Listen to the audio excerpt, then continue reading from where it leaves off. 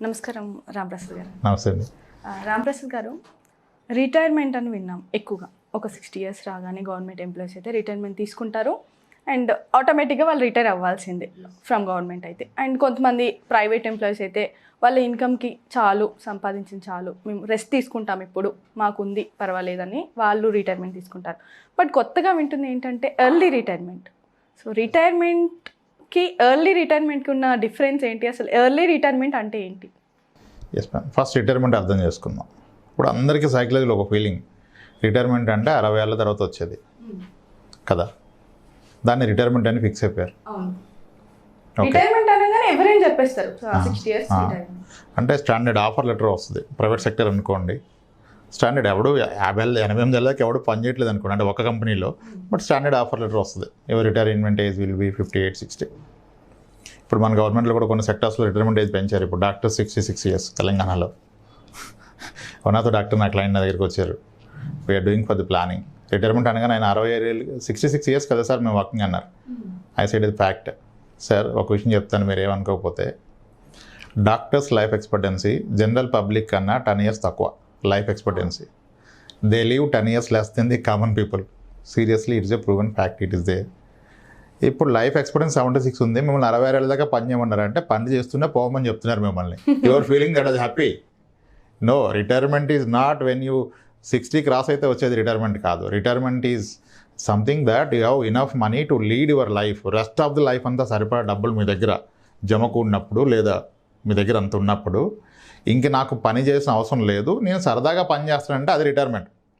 డబ్బు కోసం కాకుండా మీ ఆనందం కోసం మీకు నచ్చిన పని నచ్చిన టైంలో చేసుకోవడమే రిటైర్మెంట్. సో దాన్ని ఎర్లీగా ప్లాన్ చేసుకుంటే that is known as early retirement. అంటే ముందుగా అంటే 60 years దాకా పని చేస్తే ఇంకా అది వాడు నెట్టేయడం కదా, మెడబట్టి గెంటేయడం కదా. ముందుగానే అంటే ఎప్పుడు చేసుకోవాలంటారు? As early as possible. 22 ఏళ్ళలో ఫైనాన్షియల్ ప్లానింగ్కి వస్తే probably I ask him to retire by 33, 35 yearsకే. ఓకే. ఎస్, రిటైర్మెంట్ అంటే పని చేయకపోవడం కాదు. రిటైర్మెంట్ అంటే డబ్బు కావాలి అనే ప్రెజర్లో కాకుండా, నాకు సరిపడే డబ్బు ఉంది, నేను నచ్చిన పని చేస్తానని చేసుకోవటం రిటైర్మెంట్. సో నేను దీన్ని మీకు ఒక స్టోరీ చెప్తాను, అంటే చాలా సింప్లిఫై చేయడం కాదు. Every one have this doubt. 26 yearsలో people are with decent salary వస్తారు. I ask them to retire at 38, 39, 40. Sir 40కి రిటైర్ ఏం చేస్తాను సార్ అంటే, first of all I tell you. ఇప్పుడు ఒక ఎగ్జాంపుల్ చెప్తాను, ఒక స్టోరీ అనుకోండి, ఎందుకంటే we are not suppose to quote names ఇవన్నీ. ఒక కపుల్ ఉన్నారు, NRIs. They stayed in US for the last 16 years. Now they turn 42 and wife around ఒక 4 years తక్కువ. పిల్లలు టీనేజ్కి వచ్చారు. They are not comfort in యూఎస్లో. పిల్లలు టీనేజ్లో అక్కడ ఉండకూడదని ఫిక్స్ అయిపోయారు for whatever their personal reason. They come back to India. So they both are in to IT. యూఎస్లో 16 yearsగా పనిచేశారు. అక్కడ వాళ్ళకి సోషల్ సెక్యూరిటీ అని ఉంటుంది, ఎస్ఎస్ఎన్. దాని మీద ఒక క్రెడిట్స్ వచ్చేసాయి. అంటే ఎప్పుడైనా పోస్ట్ రిటైర్మెంట్ తర్వాత పెన్షన్స్ వస్తాయి వాళ్ళకి, సోషల్ సెక్యూరిటీ బెనిఫిట్స్. ఆయన ఇండియా వచ్చేసారు, సడన్గా వచ్చేసారు ఇండియా. టీనేజ్లో పిల్లలకి అక్కడ సపోర్ట్ లేదు. So it's not the way, నేను ఐ విల్ కమ్ బ్యాక్ అని has come to our state. Okay, రాయలసీమకు వచ్చేసారు, ఒక డిస్టిక్. వస్తే ఆయన అప్పటిదాకా అకౌంట్ చేసుకున్న మనీ కార్పస్ ఆయన ఎన్ఆర్ఈ అకౌంట్లో ఎగ్జాక్ట్లీ 16 crores ఉంది ఈ ఐఎన్ఆర్లో. ఎందుకంటే యూఎస్లో దే ఆర్ ఇన్ lakhs కదా కపుల్స్, అండ్ డిసిప్లిన్గా ఉన్నారు. యూఎస్ వెళ్ళినప్పుడు డెఫినెట్గా కాస్త డిసిప్లిన్గానే ఉంటారు, మన ఖర్చు పోగా మిగిలాలి కదా అని. ఎందుకంటే ఖర్చు 1,00,000, 2 లక్షలు అయినప్పుడు ఇంకా 2 లక్షల మిగిలిపోతే ఇంకెందుకు అని ఫీలింగ్ ఉంటారు. వాళ్ళు వెరీ డిసిప్లిన్, బాగా చేశారు. నా we come back to India. So ఇప్పుడు ప్రాక్టికల్గా ఆలోచించండి ఒకసారి. అతని ఎన్ఆర్ఈ అకౌంట్లో 16 crores ఉంది మనీ. ఇండియా వచ్చేసాడు. సో నెక్స్ట్ ఏం చేశాడు, ఇప్పుడు ఈ 16 crores rest of the life lead చేయాలి కదా. అసలు ఇది ఎలా పాసిబుల్, ఎలా ప్లాన్ చేసుకుందాం అని చెప్పేసి ఎర్లీ మార్నింగ్ 10 o'clock లేసి నెమ్మదిగా డైరెక్ట్గా వాళ్ళ ఊర్లో ఉన్న స్టేట్ బ్యాంక్ ఆఫ్ ఇండియాకి వెళ్ళిపోయారు. వెళ్ళి బ్రాంచ్ మేనేజర్ని కలిశాడు. సార్ ఇలా సంగతి, నేను ఎన్ఆర్ఐ అండి, ఇండియా వచ్చేసాను, ఇప్పుడు ఇంక నేను వర్క్ చేయదలుచుకోలేదు, నేను చేయను. సో నాకు మంత్లీ గ్యారంటీగా ఇన్కమ్ కావాలి, ఏం చేయమంటారు అన్నాడు. బ్యాంక్ మేనేజర్ ఏం చెప్తాడు, గ్యారంటీగా ఇన్కమ్ కావాలంటే ఎస్ అబ్సల్యూట్లీ ఫిక్స్డ్ డిపాజిట్ చేయండి అని చెప్పారు. ఎంత చేయమంటారు సార్ అన్నాడు. ఓకే, మీకు ఎంత కావాలనుకున్నారండి నెలకని అడిగాడు ఆయన.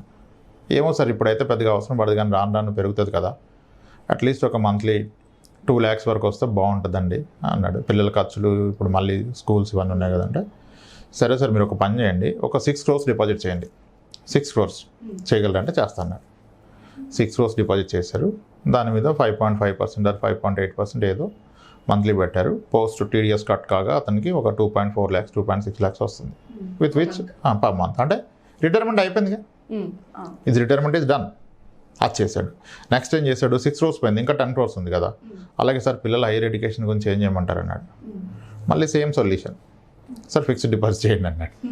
ఎక్కడ సార్ హైయర్ ఎడ్యుకేషన్ అంటే, ఏమో సార్ వాళ్ళు ఇంట్రెస్ట్ ఉంటే మళ్ళీ యూఎస్ కెనడా వెళ్తారు, లేదంటే ఇక్కడ చదువుతారు అంటే, సరే సార్ ఎంత కావాలంటే, అవుతుంది సార్ ఒక 6-7 years తర్వాత 2 crores అవ్వచ్చు అంటే, ఏం లేదు సార్ ఈచ్ 1.5 crore 1.5 crore పెట్టండి అన్నాడు.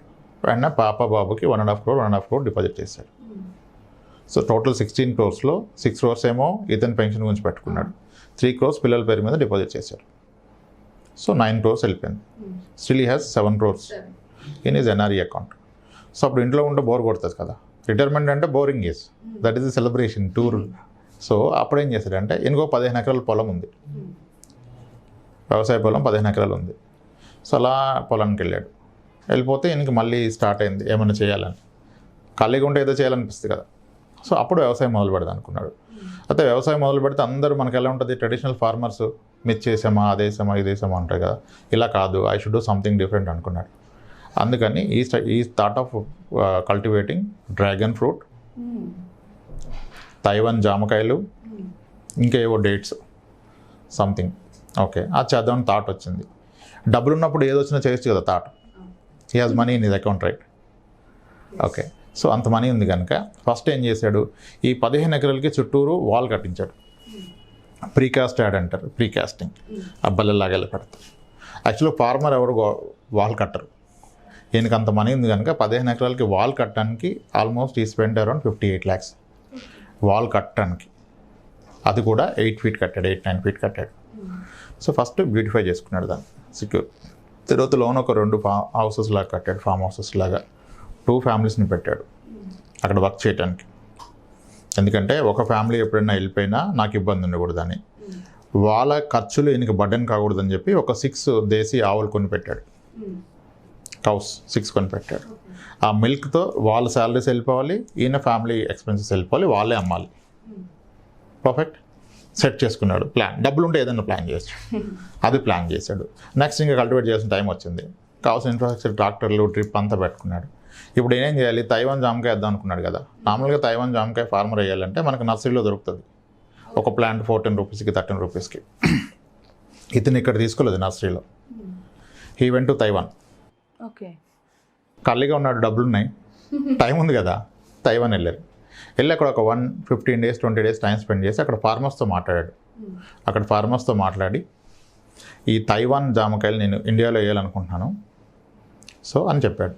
చెప్పి ఇప్పుడు అడిగాడు, వాళ్ళని ఒక క్వశ్చన్ అడిగాడు. అక్కడ చూసుకున్నాడు అంతా డిఫరెంట్ స్టేజెస్లో ఉన్న పంట చూసుకొని, ఇప్పుడు ఇక్కడ నర్సరీలో ప్లాంట్ నేను తీసుకెళ్ళిన దానికి, ఇండియాలో నర్సరీలో ప్లాంట్ తీసుకున్న దానికి ఈల్డ్లో అవుట్పుట్లో ఏమైనా డిఫరెన్స్ వస్తుంది అన్నాడు. తైవాన్ వాడు ఎందుకు ఒప్పుకుంటాడు డిఫరెన్స్ రాదని? ఆడు ఖచ్చితంగా డిఫరెన్స్ ఉంటాయి సార్, మీ నర్సరీలో అక్కడ సాయిల్లో వచ్చిన దానికి ఇక్కడ చాలా తేడా ఉంటుంది, ద ఫ్రూట్ కలర్ మారిపోతుంది, టేస్ట్ మారిపోతుంది, it's better you take plants from our nursery అన్నాడు. ఎందుకంటే you get money out of that, right? ఇతను అది నమ్మి అక్కడ నుంచి ఎయిర్ లిఫ్ట్ చేశాడు. తైవాన్ నర్సరీ నుంచి ప్లాంట్స్ పట్టుకొచ్చి వేసాడు ప్లాంటేషన్. 1.5 year 2 yearsలో ఈల్డ్ వచ్చింది. ఫస్ట్ ఈయన ఫార్మర్ కాదు, he is not dependent on that income. Okay, so very good crop వచ్చింది. చేతి నిండా డబ్బులు ఉన్నాయి, చేతి కింద వర్కర్స్ ఉన్నారు, నువ్వు మొత్తం టెక్నాలజీ ట్రాక్టర్స్ అంతా ఉంది కదా, గుడ్ ఈల్డ్ హెస్ కమ్. అదే జామకాయని మార్కెట్లో అమ్మితే ఫార్మర్కి కిలోకి 30 rupees 25 rupees 40 వస్తుంది. ఆయన ఇక్కడ అమ్మలేదు. మళ్ళీ ఈ తైవాన్ జామకాయని 2 బాక్సుల్లో పెట్టుకొని ఈవెంట్ సింగపూర్. సింగపూర్లో సూపర్ మార్కెట్కి వెళ్ళాడు, వాళ్ళకి చూపించాడు.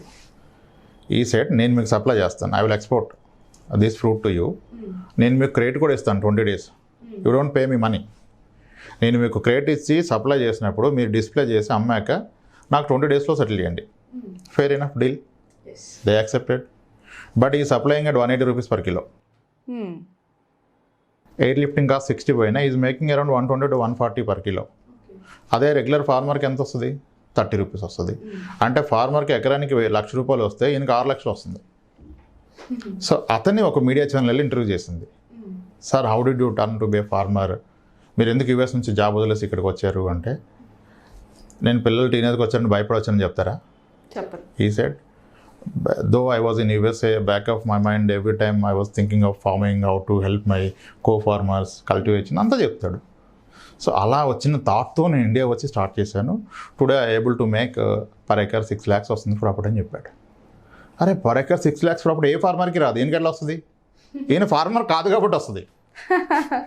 ఓకే, సో ఇప్పుడు అది విన్న ఐటీ ఎంప్లాయ్ అనుకుంటాడు నాకు 4 ఎకరాలు తెలియజేసుకుంటే 24 లక్షలు వస్తుంది పర్ ఎకర్ 6 lakhs అంటే నేను తప్పు చేస్తున్నాను అనుకుంటాడు. కానీ నేను వెళ్తే రాదు. ఆయనకి ఎందుకు వచ్చింది? Is not a farmer first, he's retired. That is called early retirement. అంటే మీకు ఫైనాన్షియల్గా బాధపడి ఇబ్బందులు లేకుండా ఇనఫ్ మనీ చేతిలో ఉండి నచ్చిన పని దాంట్లో లాభం వస్తుందా నష్టం వస్తుందా నాకేం ఇబ్బంది లేదు ఫరక్ పడదు అనుకొని చేస్తే that is called early retirement. So ఇప్పుడు నేను మీకు చెప్పింది ఫార్మింగ్ ఒక ఎగ్జాంపుల్ చెప్పాను. అట్లా people have different passions. Maybe someone want to get into acting, యాక్టింగ్లోకి వెళ్ళాలంటుంది. ఎవరు తీసుకుంటారు యాక్టివ్గా? లక్షల మంది తిరుగుతున్నారు. ఇప్పుడు someone is retired, assume that someone is retired అంటే ఫైనాన్షియల్లీ ఫ్రీడమ్ అయిపోయింది. 4 కోట్లు వేసుకుంటాడు, నెలకు 2 లక్షలు వస్తుంది, ఏం అవసరం లేదు. ఈ నెలలో ఒక డైరెక్ట్ని కలిసాడు.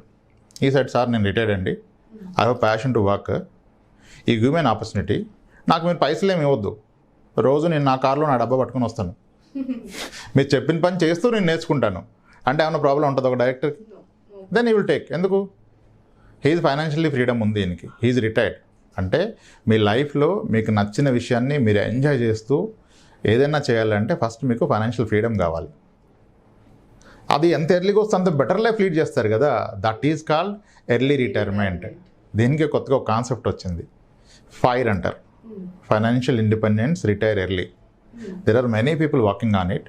నిజానికి ఇది quite possible, but you should have that thought in your mind.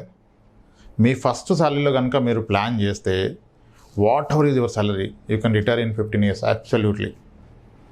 Retirement అంటే మళ్ళీ పని చేయకపోవడం కాదు, పని చేస్తారు, మీకు నచ్చిన పని చేసుకుంటారు, నచ్చిన టైం చేసుకుంటారు. ఫైనాన్షియల్గా ఆశ లేకుండా అవసరం లేదు, ఉన్నది సరిపోతుంది, వస్తే గుడ్, లేకపోతే ఏం లేదని చేసుకుంటే that is called early retirement అండి. This how early retirement has to be planned. Thank you Ram Prasad. Right అండి, థ్యాంక్స్.